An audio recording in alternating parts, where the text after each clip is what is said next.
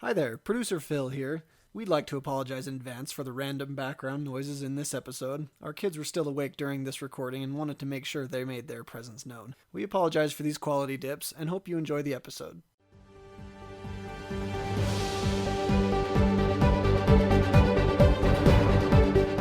Welcome back to Partum the Mess, a podcast about humorous, inspirational, and educational experiences presented by first-time moms trying to navigate parenthood while keeping our sanity.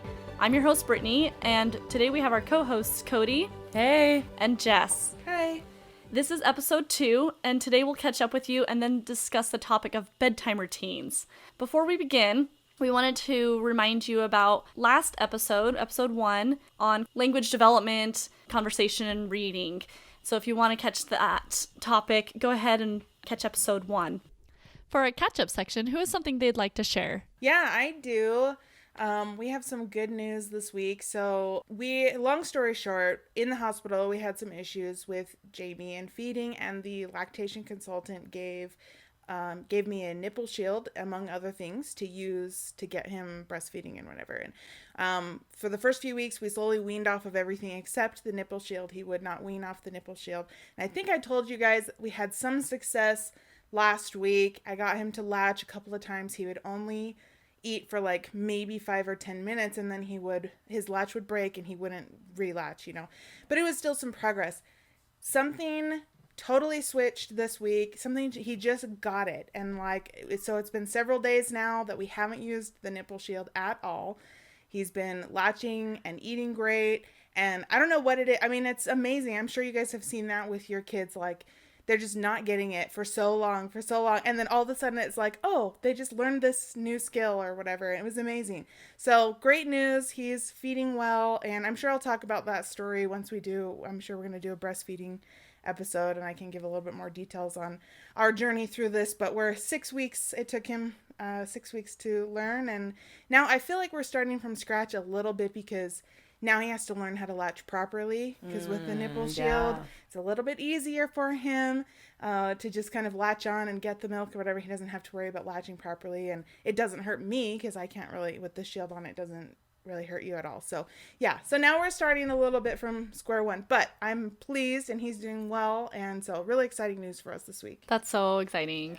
It's crazy to think back to when, I don't know, when that was the case, because now I whip my boob out at 5 a.m. and he just finds it. Yeah. Knows, and he can be in any position. He could be sitting up, laying down, I dream of the day. It will come. It will dream come. Of the day. Oh my gosh. It was so bad trying to get him to wean.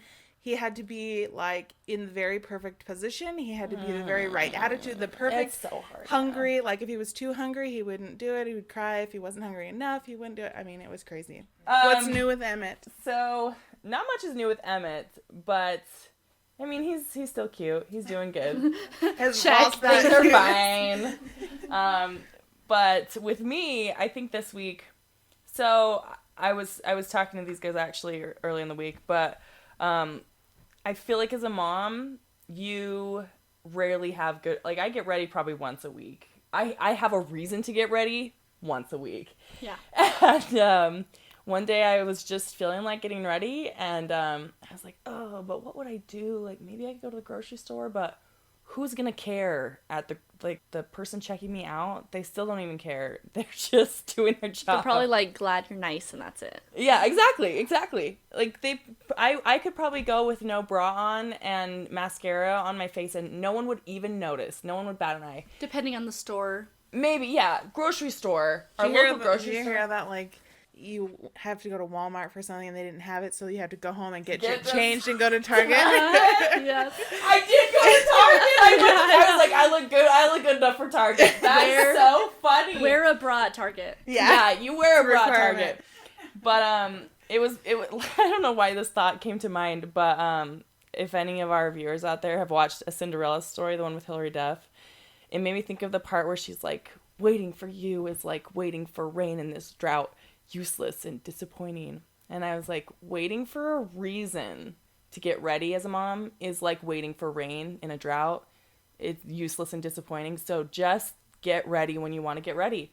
and stop waiting for a reason. If you wake up and you actually have the motivation to look nice and you're feeling good about yourself, do it. You don't need a reason. If you just sit in your house and look good, sit in your house and look good and feel good about yourself, because we deserve that if we're feeling it. Yeah. I was thinking about that when you said that, and like when I feel like dressing up, like what's the reason? And I was like, well, what does it mean to dress up for me? And I think like whatever you need to do to feel good about yourself. Because if I'm going out, I try to wear as little makeup as possible because it's more stressful for me to put on makeup if it's not a good enough occasion, because then I know it's going to be one more day closer to having to buy more makeup.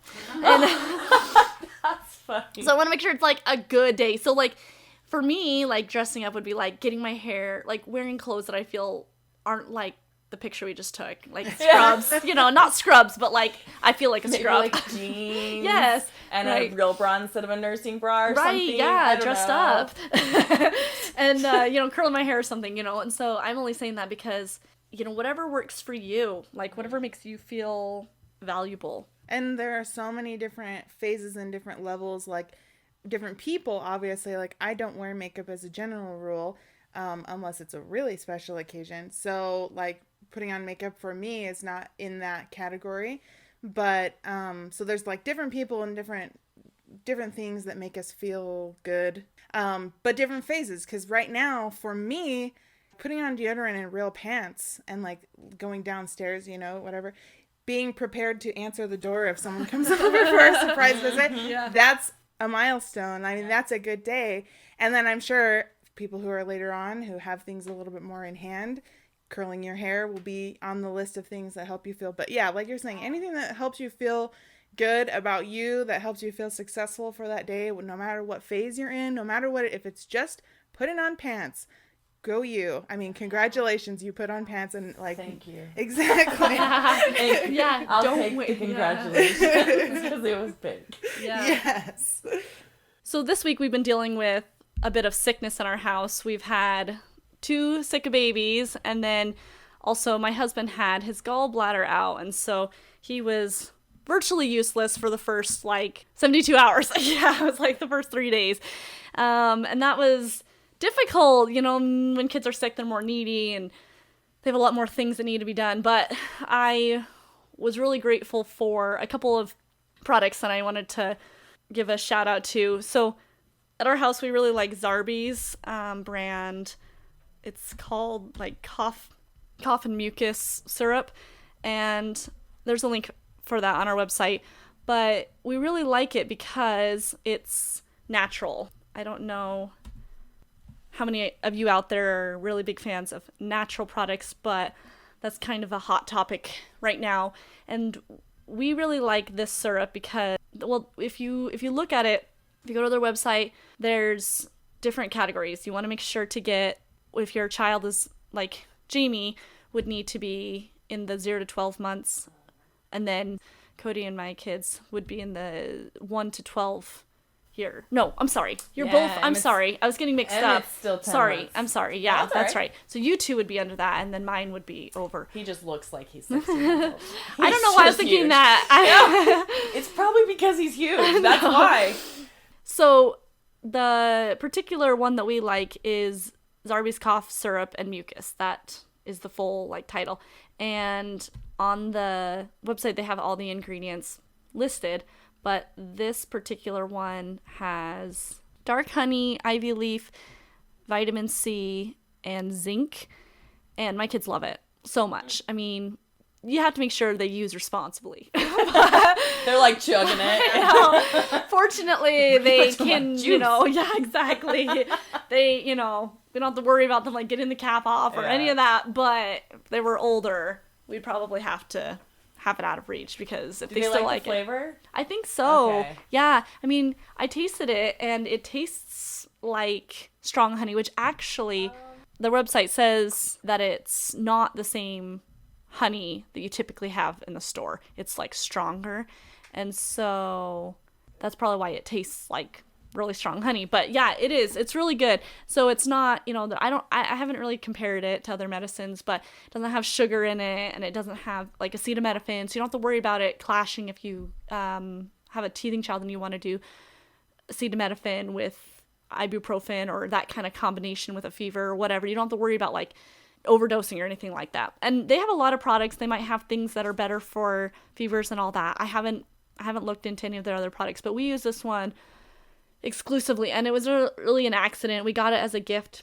from a baby shower medicine pack, and that was in there, and I wouldn't have ever known about it. And so for any parents out there who haven't heard of Zarbee's, I encourage you to check it out. Have either of you? Yeah, not a sponsor. You might want to say that. Yeah, they're not. I think we've used it. We used the grape flavored one, and Emmett loves that one. We did try a few different natural cold medicines, and he hated a few of them. Like, he would like burp a bunch after we gave it to him because he didn't like the residual flavor. He'd like gag and then burp with the gag. I don't know what that's. Have you ever done that where you're like grossed out by something and you gag and a burp comes with it? Yeah, that's what happened. So I'm looking at the website under the 0 to 12 months, and I see this one that says cough syrup and immune, and it's purple. Is it that one? Yeah, I think that's the one. Yeah, it says it has agave and elderberry. Mm-hmm. Is that maybe it? Which I don't know what elderberries even are. But elderberry's huge right now. Yeah, is it? Yes. That's the thing, the natural remedy for... So something else that we've been using a lot is the nose Frida. I know we got ours from Cody, so I know that you've used it, you've tried it before, but have you ever... Yeah, we have one. You do? Okay. I've used it. So it's a really popular thing, right? Most of you probably either have one or seen it, but just in case, or maybe for the new dad out there, I'm gonna just briefly describe it, but there'll be a link so you can see it. So it's a tube, like a plastic tube or some material like that you nuzzle into their nose, and then it has a hose. Well, there's a filter at the end of the plastic tube, and then a hose connected, and then a mouthpiece, so that there's a barrier, a lot of material between you and the boogers, and then you suck. And at first, when I heard about it, I was like, no way, Jose, there's no way, like, you couldn't pay me enough. But, you know. Like, there's a connection from his nose to my mouth. Mm-mm. Yeah, why don't I just stick my mouth on his nose? Yeah. Yeah, no. Basically the same thing. Yeah, exactly. I'm sure they do that in some countries. You know, if your kid was bit by a snake, you would. So it's the difference between that and boogers, right? Gross. Anything for your child. So, but, you know, when push comes to shove, or when the situation is bad enough, you're going to do what you need to do. And so I was grateful to use the Frida, and we've loved it since. However, something was brought to my attention when back in January I posted about my love for both of the products I talked about, Zarbee's and the Nose Frida, and somebody had commented or posted a question on Instagram on our page at Partum the Mess, and they asked about viruses. So that got me thinking, and I found an article at lastwordonnothing.com, and this author had posed the same question. She said that she got sick, and she was not sure of the correlation with her daughter having been sick, but she'd been using the Nose Frida. Oh, interesting. Yeah. Because you're sucking. Mm-hmm. Oh, I was so confused at first, but now that makes sense. Like spreading germs, basically. Right, yeah. From your Airborne nose to your viruses. mouth. Yes. Right. And the Frida, well, I should say any of these types of aspirators have this like filter, but the filter really does have a lot. It's really porous. It's not like, it's pretty porous. And so when this question was first posed, I thought, well, that's a lot of distance for like moisture to get, because I always think about like if you sneeze on somebody and they're sick, or rather vice versa, if you're sick and you sneeze on them, then germs are going to be spread for the sickness. But obviously, like, there's other ways. I'm not a scientist, so there's probably other ways that germs and bacteria and things are going to get spread. And that's what she brings up, that she talked to, I'm not going to say the name right, but the article is linked. His first name's Vincent, but I'm not sure that I'm going to say his last name right, but he's a virologist at Columbia University in New York. And she asked, I don't think she actually talked to this person. I'm sorry. She just referenced an article. So what she wrote is, does Nose Frida efficacy come at a cost? After all, babies get congested when they're sick.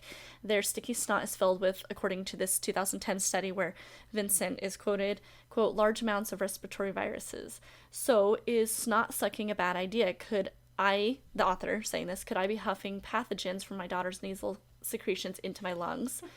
And then Vincent says, right. Saying it. Vincent says, absolutely. If the baby has respiratory virus or flu or any other respiratory virus, the person doing the sucking would definitely have a chance of being infected. So I wanted to include this article because I'm not going to stop using this what do you call it? This tool, this product. Thank you. I'm not going to stop using this product, but I think that with me giving my sort of praise for this, again, not sponsored, but wish it was, that, listeners, use discretion. Make sure that you understand that it's possible, and that you can find out if your child has a virus as best as you can and then make that determination. However, sometimes babies just have boogers and it's not viral, and that's a very helpful product to use with it. I know, Cody, you also have a similar thing. It's called a nose vac. Yeah, will you talk about that? Yeah, so I was gonna mention it anyway, and I didn't change, because we have the nose Frida and the nose vac. And it wasn't like I changed because I was like, I knew about viruses. No, I felt like it was easier on my, breath capacity. Like I would get lightheaded from sucking too hard on the nose Frida. So we ended up trying this one. We were suggested by a neighbor. And you have to stick it to, like, the hose of your vacuum. So one end goes on the hose of your vacuum. You actually use your vacuum? Yes, you use your vacuum. It's a nose vac, and you use it. And you think it's like this, it's not super hard suction because it's going through this super small tube. But you stick it to your vacuum, you stick it up your baby's nose, you turn your vacuum on, and it just, like, and we've gotten some good, yeah. And I tried it on my skin because I was scared. I was like, this thing is gonna, like, suck his brains out from his nose. And no doubt. But it's not too bad. And we've loved it, so maybe we'll link that product as well. We will, yeah. Amazon. I already did. Oh, cool. That's fine. I don't own it, and I don't know if I linked the one that you have, but I linked one that's on Amazon, so we'll make sure to double check it. But that will be one that we like. But I borrowed the one that Cody has, and I also did, I tested it at least on my arm, and it wasn't intense either. Yeah. No. So I can't remember. I think it was the nose Frida. I was like, I want to know how this feels. So I stuck it on my nose, and it's not even I think our noses are just too big to have it work. Yeah. I'm like, this isn't doing anything. so I couldn't really vouch for that. Stuck it up your nose and then sucked with your mouth. Can we get a video? No, I'm not doing it on the website. Brittany will post a tutorial. How to use the nose Frida. How to use the nose Frida on yourself. Because and you just can't blow it off. That's a real mom moment. Yeah, I know. That's a real mom moment for you. Yes, you know, Instagram, hashtag mom moment, get a picture of you with the nose Frida up your nose. Oh. So, thanks for, catching up. We're always glad to hear each other's experiences. I think it makes our lives normalized, and realistically, if we don't have these opportunities to relate to other parents, I think it is really easy to feel marginalized and isolated. And so thanks for being real and not laughing with me, not at me, for sucking my own nose. Yes. No judgment. I think it's awesome. Thanks. So today's topic that we wanted to discuss with you is bedtime routines. And we were excited about this because we talked about this in past episodes, but the ages of our children are varied. And Jessica, we'll talk about this more, but she's just barely crossing that threshold. And Cody and I have been doing bedtime routines for a little bit longer, maybe a lot longer. I don't know what's a little lot, right? Our kids aren't that old. So we're going to talk about our routines that we do and just to share what works for us. But we want to mention that anytime we mention something like a routine or something medical, like when I was mentioning the Zarbies, none of that is to it shouldn't be considered, we're not asking you to consider what we say over a professional that you trust. This is simply our experiences, and as we said, nobody wants unwanted advice, so we're not necessarily telling you what to do, we're just telling you what works for us, and hopefully that you can apply it if it works. We're just putting it out there. Exactly. We're just putting it out there. Yeah. We did find a couple of articles that can give us some other information as well. So first I'm going to talk about what to expect.com talks about regarding bedtime routines, and then we'll talk more about what we're doing. So what to expect says, like many new moms, you've likely done your fair share of talking to experienced parents about baby sleep, which means you've probably gotten an earful about how establishing a bedtime routine is key to healthy sleep habits for your baby. And it's true. A calming bedtime routine or ritual that follows a predictable pattern every night helps give your baby a heads up that it's time to put her little head down, which in turn helps her nod off easily. What's more, a bedtime routine is a wonderful way to bond with your little one at the end of a long day. The best bedtime routines for babies is one that keeps baby well rested, prevents her from getting overtired, works for your family schedule, and can be implemented consistently. At the beginning, it may just be time spent snuggling, singing lullabies, quietly reading bedtime stories, then putting baby down in a crib on the brink of sleep. Later, you'll learn to anticipate your baby's natural sleepy times, both at bedtime and nap time, and then put her down while she's drowsy but still awake. This will teach her a valuable life skill, how to fall asleep on her own. The most important ingredient of a soothing bedtime routine, consistency. So, actually, I'm going to mention this first before we go into ours. The article talks about ages. So, it is a question that I've heard or seen tossed around about when to start sleep training if you choose to do so, or when to do different aspects of bedtime routines. What to Expect recommends, they said, once your little one has eased into relatively predictable patterns of eating and sleeping, which is a milestone that is usually reached around 6 to 8 weeks, sleep training in any form definitely needs to wait until this 3 to 6 month old range, and it's best if it's closer to 5 or 6 months if you decide to do sleep training at all. So, Jessica, you're just starting because how old is Jamie now? 6 weeks. 6 weeks. Yep. So, do you want to start, or would you like Cody Yeah, and I can start. Okay. So, one of the things that we really have been working on for the past 4 weeks is just getting him used to the difference between day and night. When he was born, like many newborns, he was up all night and sleeping all day long. So we worked on that, but really the only thing that we did to do that was in the morning we would open up the curtains, turn on all the lights, make sure it was really loud, and then at night for bedtime or whatever, the opposite of that. So dark, quiet, sound machine going when we put him down, rather than for his naps I wouldn't turn on the sound machine.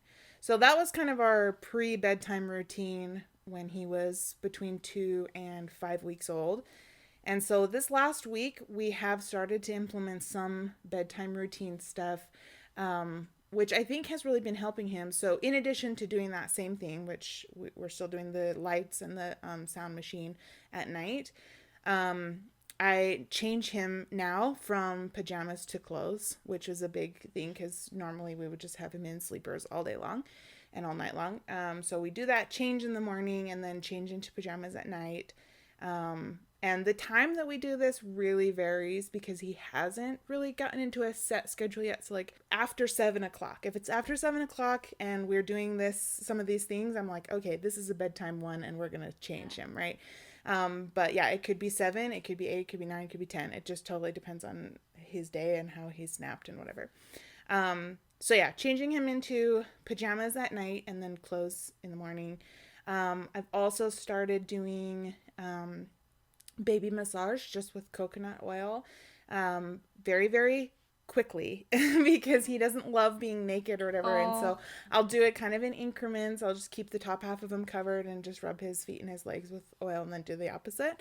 I'm hoping that as he gets a little bit older, he might enjoy it a little bit more so that we can take a little bit more time to do it. But it's just like the aspect of it, I think, just starting it and getting the routine in. So we do that. And then I also have and people can have mixed feelings on this, but we do use essential oils. So I do have a coconut oil lavender oil mix. So sometimes if he has been a little bit more active or whatever, and I want to get him to be a little bit more sleepy, I will use that one. And that one seems to be helping too. So we do that. And then we don't really do stories yet. We do have books, and I do read them sometimes throughout the day, but as far as a bedtime thing, we haven't implemented that. But we do sing to him, so that's something that he really enjoys. Yeah, I'm pretty sure that's it. So, yeah, changing into pajamas, obviously feeding and changing his diaper. But that is something that we do differently is we do bottle feed him with my breast milk at night. That way my husband can help and can get up with him and whatever. And You mean like after, quote unquote, you go to bed night, Yes. not like evening. Right. So between, like I said, we start at either between 7 and 9 p.m. is usually when we will do a bedtime routine. And so that's when we change his diaper, put him in pajamas, do the baby massage, and then we'll feed him and then kind of swaddle him or whatever. And so that feed, we will use pumped breast milk in the bottle, which two purposes. One, like I said, my husband can help with it, which is great. And then I can get some sleep. And then...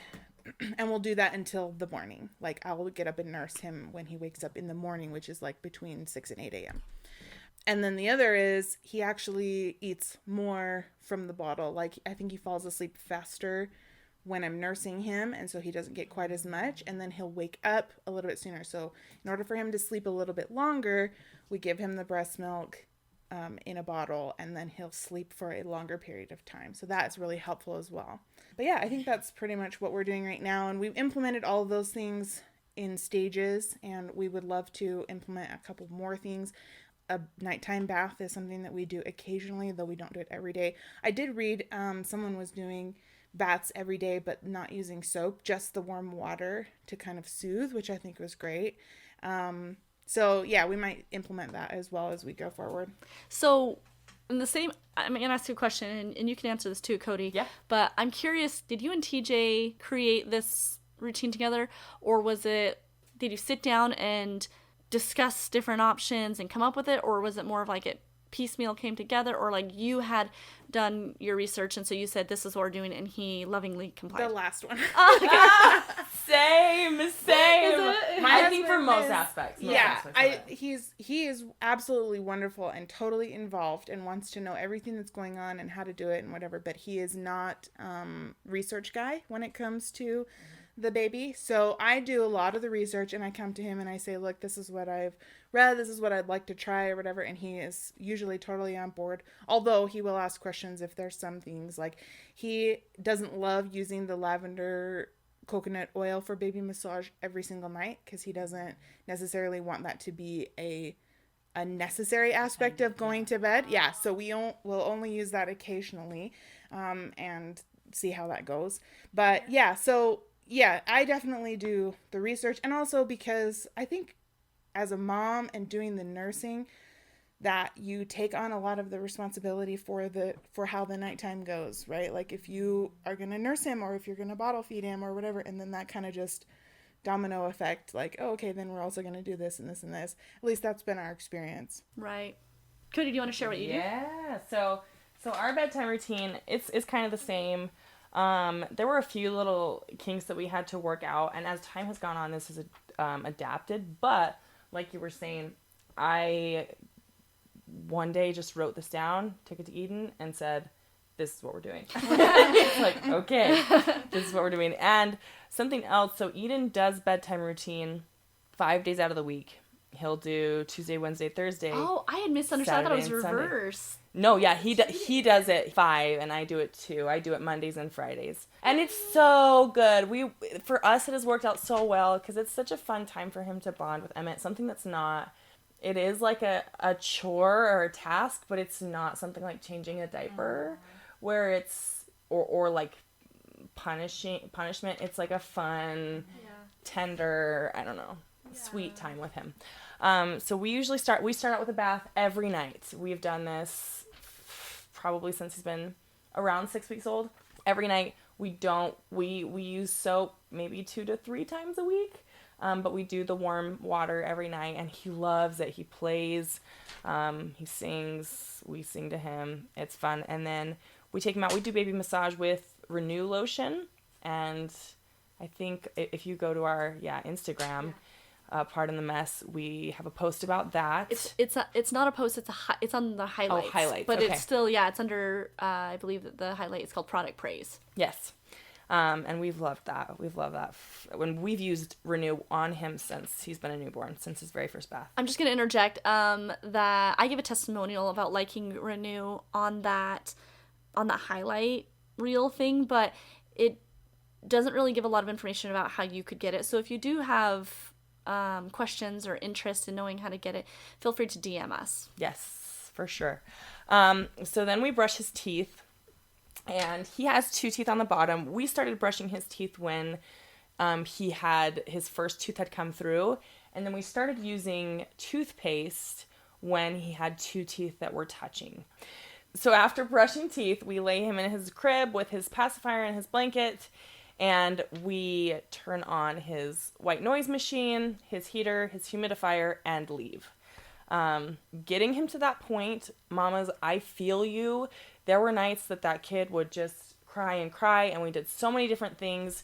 What worked for us is having Eden, my husband. He was the one who took over because I was not strong enough to sit there and watch him cry. So he would just kind of pat his back, rub his back, and then he would just sit where his arm was in the crib but not rubbing his back, sit outside of the crib. It was like this progression: sit close to the door, sit outside the door where he could see him, and then finally close the door. And now he's to the point where he doesn't even cry. He just puts himself to sleep. It's important to note that having not necessarily a stranger, but someone who doesn't normally put them to bed, but specifically not mom, is going to be more successful, because moms, you smell like milk. You smell like mom. Right. And that was something I knew. Yeah. Like, I knew that he wanted to nurse when I was in the room. And that was fine, because I do want to be that comfort and that source for him. But not when it's bedtime.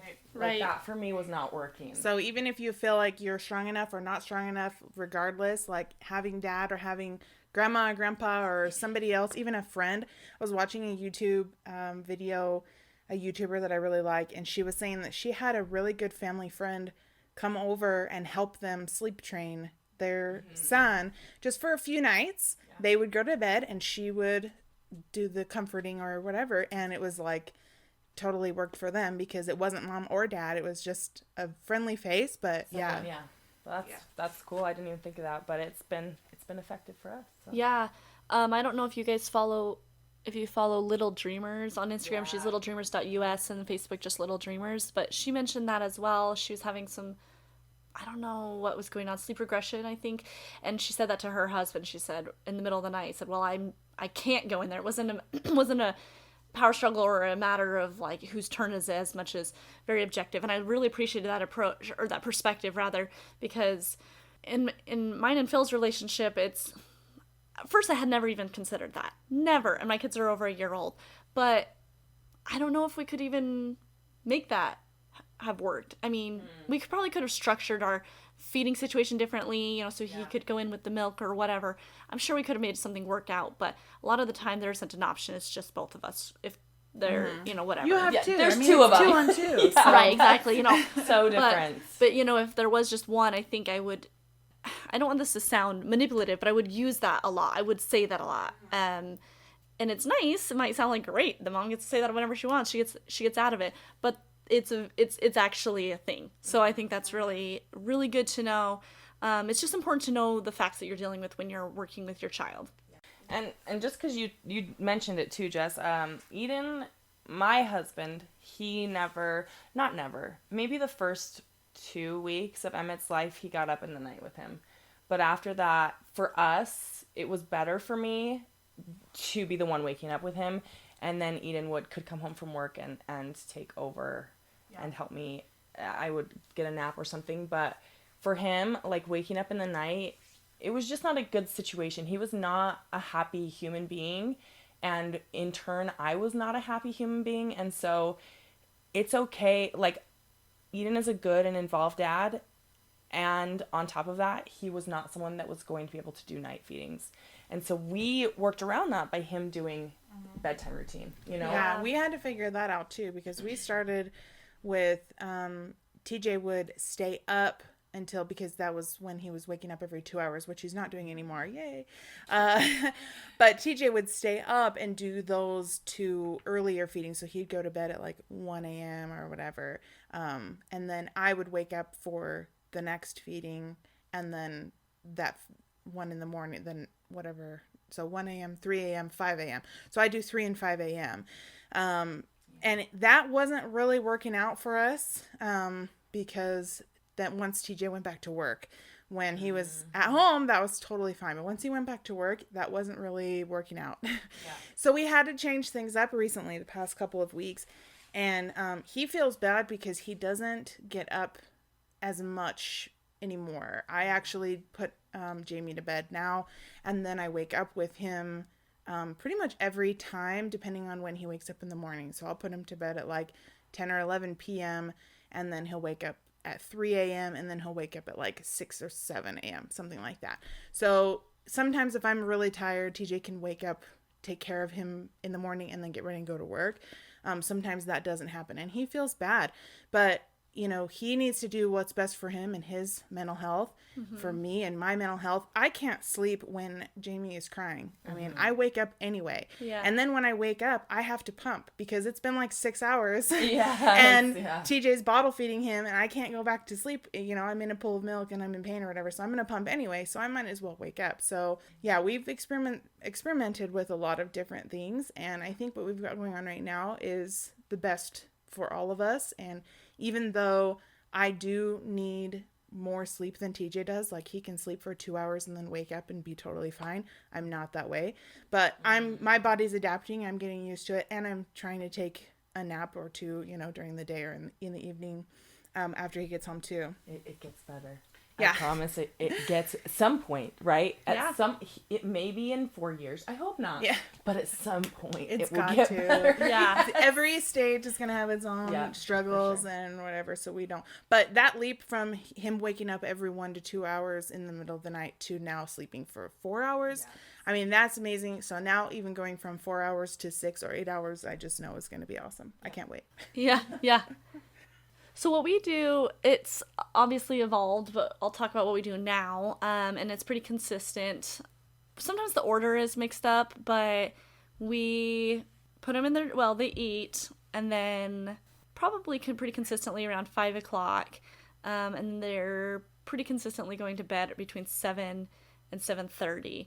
And so when we start bedtime routine, we put them in their jammies and put on their owlet socks, and then when we're on a good day, we actually turn them on before 4 hours later. And then they... It's not a struggle. I feel like that's because we use the outlet sock too. And I feel like so many nights I've put it on and then forgotten to like turn the thing. But it's so useless. He's wearing this thing. And I know. The only benefit that I find is that, 2 benefits actually. I have peace of mind for whatever that's worth. 2, they're at least used to it because they've been wearing it since, I don't know, they were technically premature, and so they were under, but they were under the minimum weight. I think it's 8 pounds maybe that it starts with, or maybe even 6. They were born at 4.5 about pounds, and so we weren't able to wear it right away, and it was slipping off even when they were the weight amount. So I can't remember how many years or months they were, but we finally got it on, and now they're used to it. But anyway, so much so that I sometimes don't take it off until, like, the batteries died the next day. And it's, like, after lunch, and they're, like, walking around the house. Exactly. I know. So we definitely forget about it a lot. But, like, we were talking about mental health. Like, I'm much more calm, so whatever. It's, like, dead. But anyway, so we put it on, and then a lot of the time we end up brushing their teeth and then nursing them just to get it in. But I'm trying to reverse it because for a long time nursing was, they would fall asleep nursing and then we would transition them to their bed. But now a lot of the time they get up while nursing and play around, whatever. So now what it ends up being more is we go ahead and have boobies, and then one of us, either Phil or I, reads to them during that, and then we brush their teeth, and then we sing to them. And we've been singing. So in our church, the youth songs, the little kid songs are called primary songs. And we've been singing primary songs. We've been going through the book. And I tried to implement reading a correlated scripture that they have in the primary songbook a scripture that goes along with it so they can get used to that, because that's something we try to make a priority. We do that, and then we brush their teeth, which is usually like, I don't know, about as successful as wiping their nose if you have a kid, and so it's rough. And then, oh, I'm sorry, we actually usually sing after we brush their teeth, because that riles them up, and so we try to sing to calm them down, and then we also pray, and then lay them down. And we used to play games with them to try to make bedtime a little bit more of a desirable time, but now Buddy just curls up with his blanket, and it's super cute. And Swiss, we have this game, kind of like peekaboo, basically, where we just put the blanket over her head, and then she throws it down and giggles, and then we leave, basically. But it's worked really well. We have humidifier. Yeah, yeah, exactly. No, we make sure that they're breathing and safe. And I actually feel like I need to say this. We understand the safety guidelines. I've read a lot about like safe sleeping recommendations, and we made our decision on what we want to put in the bed and what works for us. And we go in their room about 4 hours later and check on them. Plus we have the owlet going, and we have a baby monitor, but we go in and check on them, and without fail, almost every single time, almost 100% of the time, they are as far away from the blanket as they could be. And oddly, like, they've had themselves like smashed up against the slats, and I'm like, this has got to be, is that what you've seen? Yeah, I don't know. I don't understand that. It seems so uncomfortable. Swiss is like in the corner, like her mouth is, I'm like, well, they can breathe. Like, she's pressure. Yeah, exactly. So there's safety there. So, and as far as my experience was similar to both of yours, where I would say, I want to try this. And Phil would sometimes be like, ugh, one more thing. But he's always been pretty good sport about it.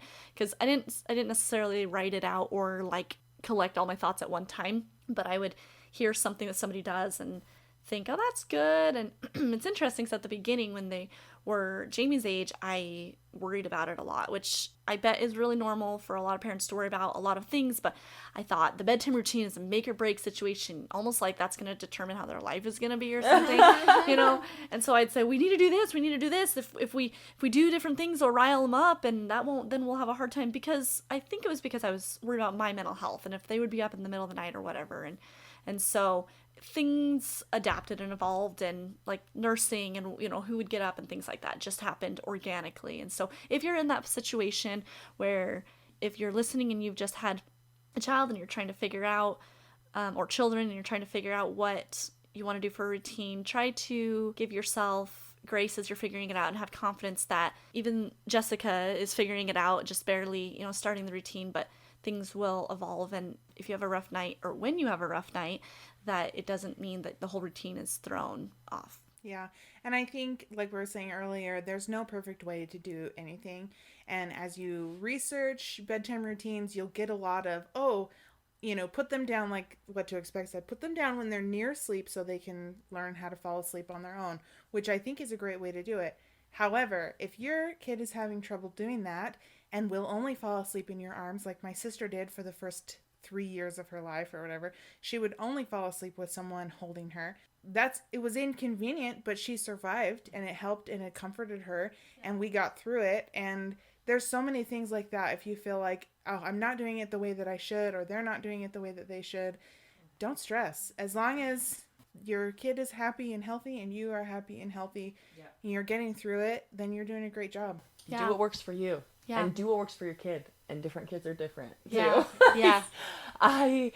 Emmett was not a good co-sleeper. I always thought I would co-sleep. And I always thought I would nurse my kids to sleep. He never would fall asleep nursing. He would nurse. How lucky are you? Yeah, I can't get Jamie to stay awake. Like, he really would never. He would, like, be done. He'd unlatch and, like, be like, all right, what's next? Yeah. Never fall asleep nursing. Lucky, but also not. I mean, obviously, yeah, the balance is good. Means. And I also had to come to terms with the fact that he was not going to be a co-sleeping baby. I was like forcing my child to sleep in bed with me, and he's like, I was like, come here, stop waking up when I move, come sleep next to me, and he's like, I'm sweaty. Like, Such a man. Yeah, it was bad.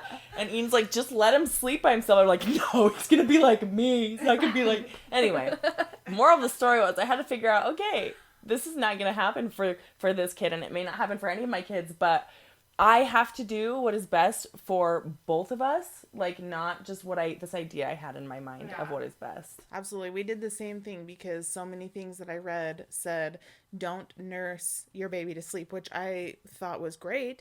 And Jamie does every single time. Like, we have to wake him up because he hasn't eaten enough and whatever. And so, yeah, I was like, oh my gosh, how am I going to like nurse him and then not put him down immediately after? But we just aren't. I mean, I nurse him and he falls asleep. Yeah. And then he wakes up and then I nurse him some more because he hasn't eaten enough or whatever. And like, he'll get it. And sometimes he doesn't fall asleep. Sometimes we change his diaper. We've actually started changing his diaper after feeding during the day and then swap it. So that's another thing we do for bedtime around like I said, 7 to 9 p.m. I'll change his diaper first and then feed him because he gets sleepy. And so then during the day, I can kind of wake him up with the diaper change. So that has really helped too. But I'm not stressing about it anymore. Like, if he's sleepy and he wants to sleep, I'm going to let him. And and I feel good about that because he needs the rest, and so do I. So Little Dreamers says something similar to that. I won't do it justice, so just you can look at her highlight reels. She hasn't broken up into age. In fact, again, she's not a sponsor, but it's just so great. Hey, we love you. You want to come on our podcast? Come on our podcast. She has these broken up by age, and they're almost spot on, but she talks about different things like how to get them to nap, how to whatever, but she's really real about like her own children and the struggles that she's having with it. But the reason why I thought about her is when you said that, Jess, is because she talks about that she doesn't have a problem with you letting your child, like nursing your child to sleep. I personally feel like the issue in my family with that when we would unlatch, they wouldn't transition to their bed well at all. Like I said earlier, we would transition to their beds. That was more of like a circus act. Like, I'm like holding them, and most of the time like football style, like two, and I'm like, okay, you grab the feet. We're like, they're like, don't talk too loud. And I know Phil's behind you. Yes, yes. And our dog is like, woo, woo, and I'm like, shut up. Like, it's not glamorous, right? You know. So I was like, oh, good. They're just like figuring it out, and I don't know if Jamie's doing it for this reason, but it kind of reminds me going back to like when people say that babies that are really small or that are on the larger side sometimes struggle with staying awake. And I don't know how much he weighs now, but like 20 pounds. Yeah. But I just from what you said before when he was born, and maybe that's something similar. And so I suspect it's part of babies figuring out their bodies. Like when Buddy was born, and I'll talk about this more later, but he couldn't figure out the suck, swallow, breathe routine. And that's something that like humans figure out, right? Like, other than that, I usually spill water when I drink. I generally can figure out how to swallow and eat, right?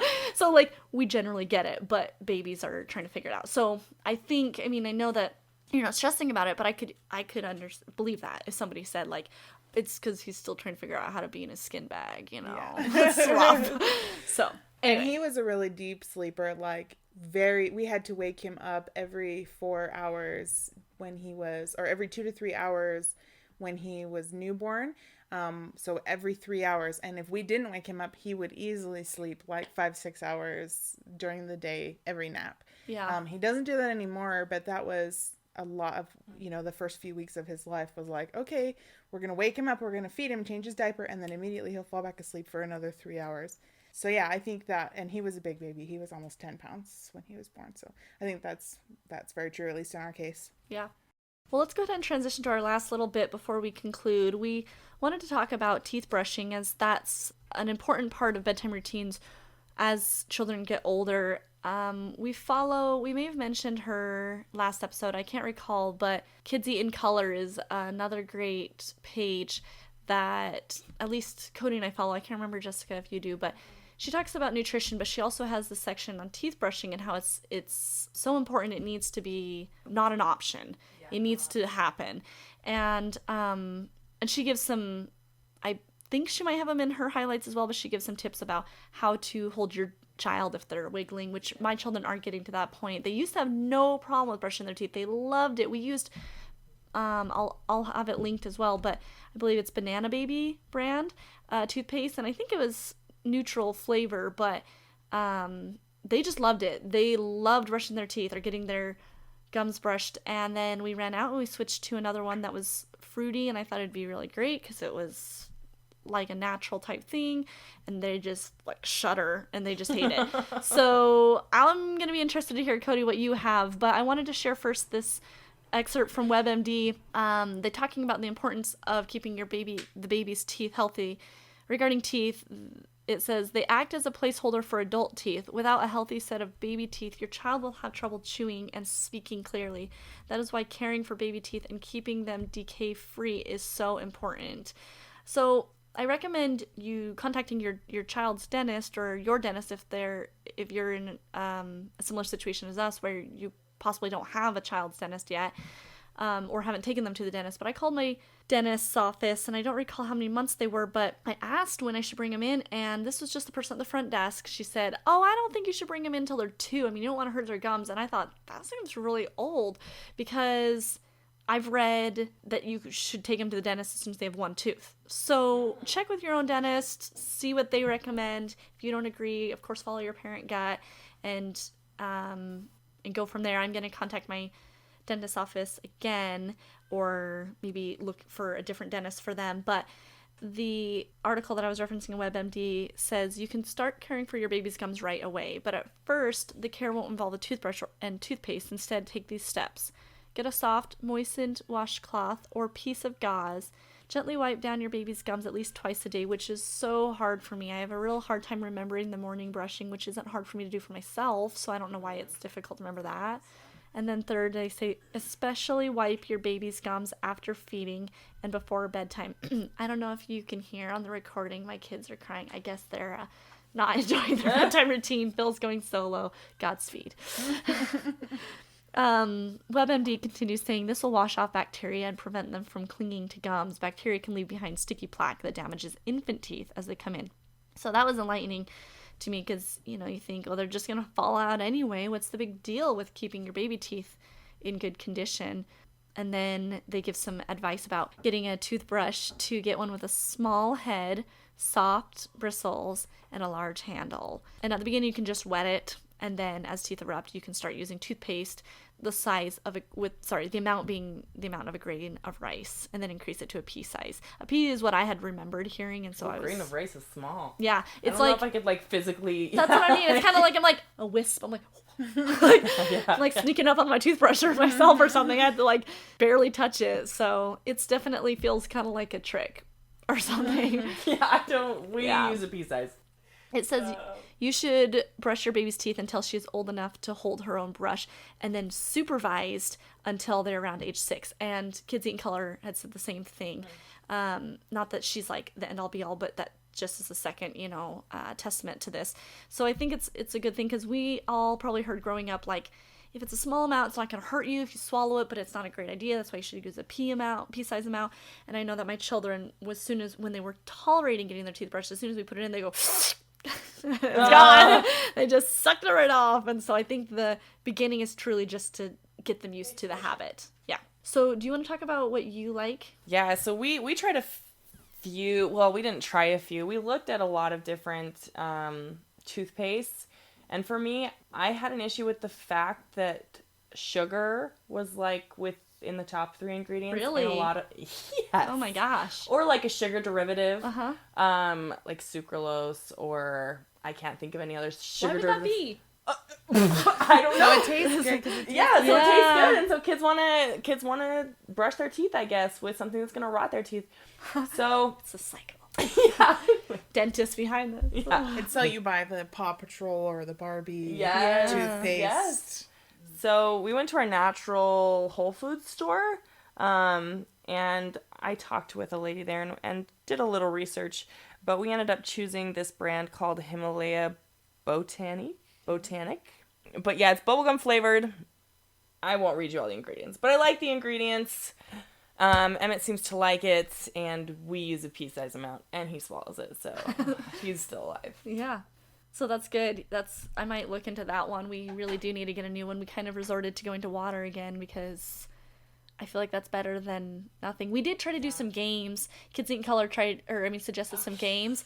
She was talking about scrubbing the dirty puppy, and my kids are barely aware of what a puppy is, and so they're like, what? I'm sure, but I still try. I figure it's again about exposure.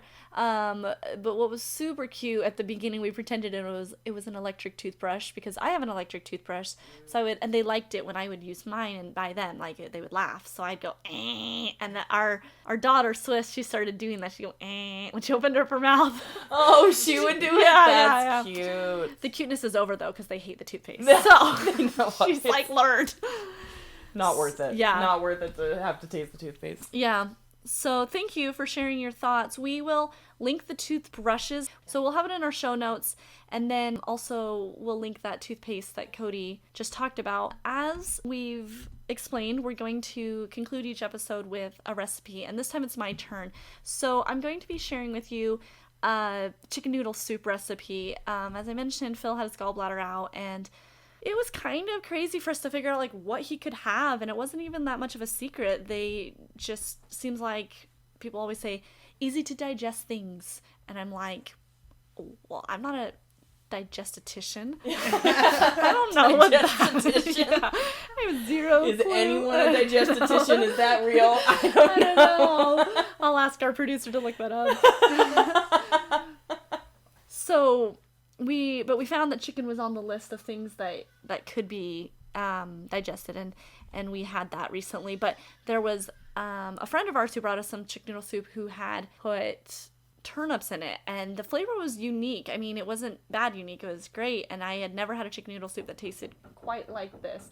And so I'll go ahead and link the recipe that I like for chicken noodle soup, but I'll add some notes differentiating what she adds, so there'll be a little bit of an addendum to that. So we hope if you try that recipe, we hope you enjoy it with turnips. I've never purchased turnips, so when I make this myself, we'll see how it goes. But it was definitely delicious. So be sure to catch our next episode where I'm going to share more about my story.